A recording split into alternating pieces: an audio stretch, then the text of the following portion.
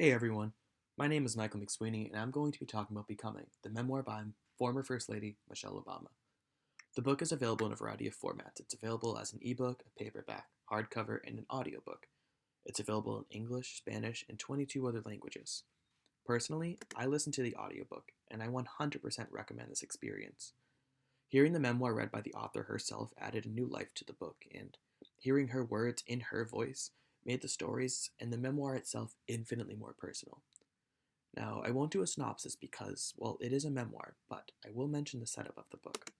The book is separated into three parts: Becoming Me, which focuses on her childhood in Chicago; Becoming Us, which tells the story of Michelle's life as a lawyer and the start of her relationship with Barack; and the last section, Becoming More, which chronicles her life from election night on. Overall, the book is very honest, very candid. But the last section, Becoming More, was easily the most cautious and calculated of the book. So if you're looking for a book full of politics and bombshells, this is not the book for you.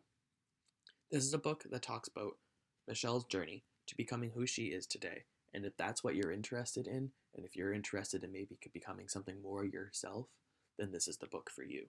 But if you're looking for political bombshells, I recommend Hillary Clinton's memoir, What Happened, or another political memoir. Throughout the book, Michelle addresses the many forms of racism she faced throughout her life. As a child in Chicago, Michelle watched her white neighbors move out of the city for the suburbs in what would later be referred to as the white flight, and talking about being confused as to why they were leaving and feeling unwelcomed in their new neighborhoods. She also talks about her teachers having low expectations for her because she was a black girl. This sentiment with her and her teachers does not stop in Chicago, and it does follow her into her higher education at Princeton.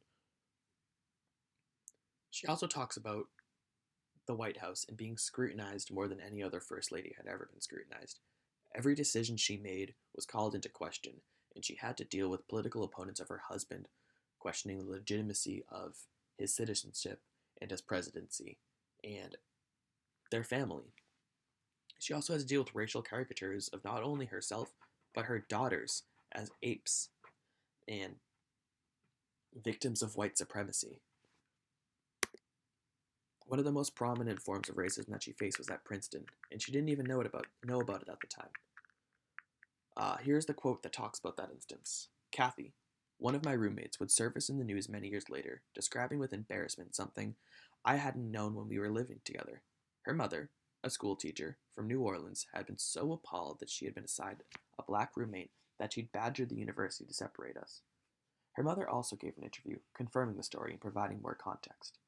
Having been raised in a home where the N-word was part of the family lexicon, having had a grandfather who'd been a sheriff and used to brag about chasing black people out of his town, she'd been horrified, as she put it, by my proximity to her daughter.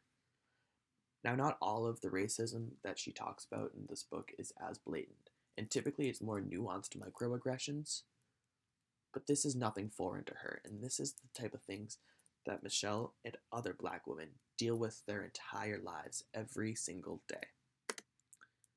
She also talks about the pressure of being the first and only black First Lady. She wanted to be a good model of what it meant to be the black First Lady, knowing that she would go down in history for that very record.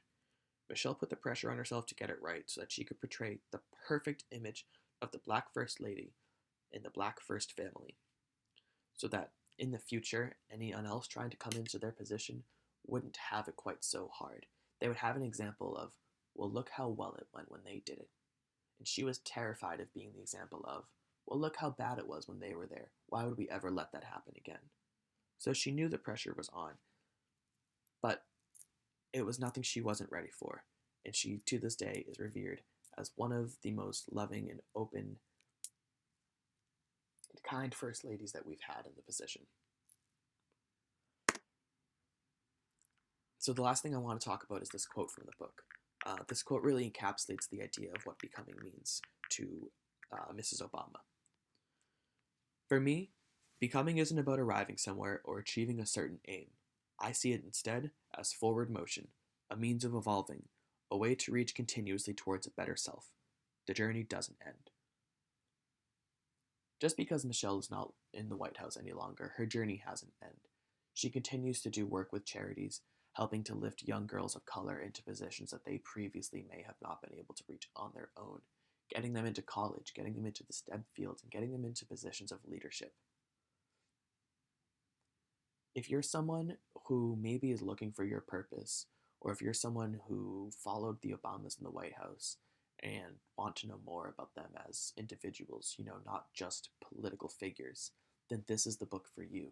I recommend this book for anybody, black, white, male, female, old, young.